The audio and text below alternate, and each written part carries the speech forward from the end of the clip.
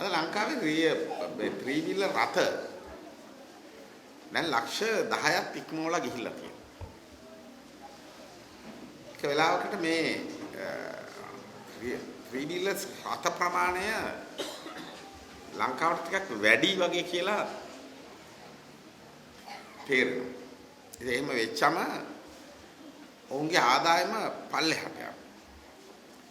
එනිසා අපේ මේ සමාජ සවිබල ගැන්වීම අමාත්‍යාංශය යටතේ අපි මේ රියදුරු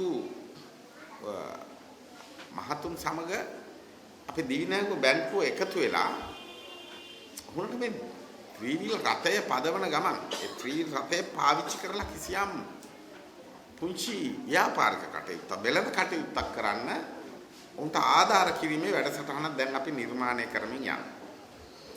ඒ සමම ඉස්සලම මේ තිලකසිරි මැතිතුමාලාගේ කණ්ඩායමත් එක්ක එකතු වෙලා අපි මේ වර්තනමුල දිවිනැගුම බැංකුවත් එක්ක සම්බන්ධ කරලා ඔවුන්ගේ අතුරු ආදායම් මාර්ග හැදීම සඳහා අවශ්‍ය මුදල් අවශ්‍ය ප්‍රාග්ධනය අපේ බැංකුව හරහා ලබා දීමේ වැඩසටහනක් අපි ඉතාම ඉක්මනින් පටන් ගන්නවා.